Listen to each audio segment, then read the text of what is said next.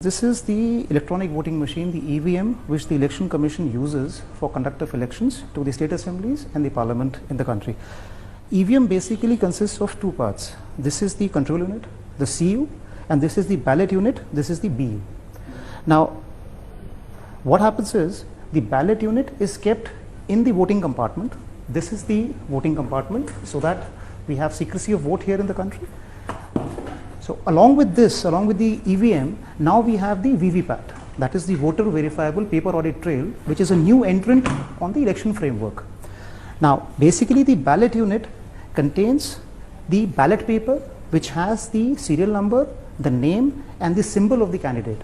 Now in this case, it's a dummy ballot paper which is used only for training and awareness purposes. As you can see, AAA, BBC and also the dummy symbols are there. Next to the ballot, the candidate's name is a button. Now, the easiest part of the EVM is that the voter has to just press the blue button in front of the candidate of his choice and the vote gets recorded. Now, this control unit is at the polling station, or these are kept together here just for demonstration purpose. But in the polling station, this control unit is kept with the presiding officer. And these two units are kept in the voting compartment. This is the voting compartment. So that whenever the voter casts his vote, he can cast it in absolute secrecy and nobody sees what is happening. Now what happens is, once the machines are set in the polling station, in the beginning we do a mock poll, as you already know, in the presence of the polling agents. So 50 votes are cast in the machine, and after that the votes are counted through the control unit, and also the slips are taken out from the VVPAT and they are tallied, just to make sure and ensure all the participants that the machine is functioning absolutely accurately and there is nothing amiss here. Now, how the vote is released, basically the presiding officer, what he does is he just has to press the ballot button here. Now the minute he presses the ballot button, a red light glows on the control unit which shows that the machine is now in readiness. The minute the red light glows here, there is a green light, the ready light, which is there on the ballot unit. This is the ready light.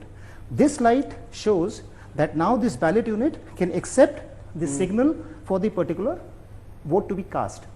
Now the voter, what he has to do is, suppose he chooses candidate number 4. He just presses this blue button.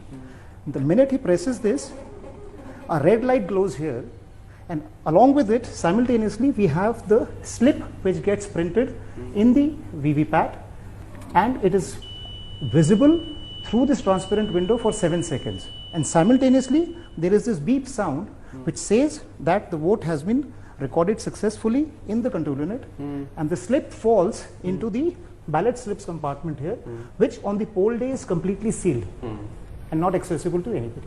Okay. So this is the process in which a vote is cast. Yeah. So basically what the VVPAT does is it allows the voter to verify the vote that he has cast in the favor of the candidate of his choice. Yeah. Now I'll take out the slip and show you how the slip looks like. This was the slip which was just printed. So as you can see, it has the name, the serial number and the symbol.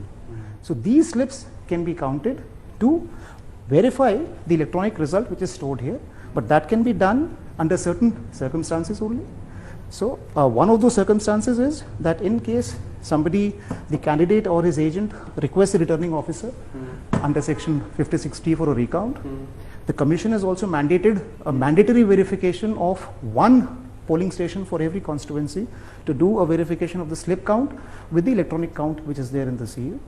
Plus, of course, if somebody goes in the election petition, so on the orders of the Honorable Court, the slips can always be taken out and the count verified with the control unit. So this is basically the architecture of the EVMs and the VVPATs here. And this entire setup is not possible anywhere, because a lot of time allegations are made that you can get it from anywhere, and this is hacked, this can be hacked and this can be tampered with. The EVMs which are used by the commission are completely standalone, non-networked, non-tamperable, robust and integrity, machines with integrity and credibility. There are two pillars on which this entire framework stands. One is the technological safeguards which are there in the design and technological features of the CU, BU and the VVPATs. The other is the detailed administrative protocols, security framework and procedural guidelines that we have installed around the EVM ecosystem, which prevents any unauthorized access to these machines by any unauthorized person. So these machines remain under the control and custody of the election officials at all times. So it's impossible to take these machines, do any kind of mischief, and bring them back into the EVM ecosystem. That's just not possible.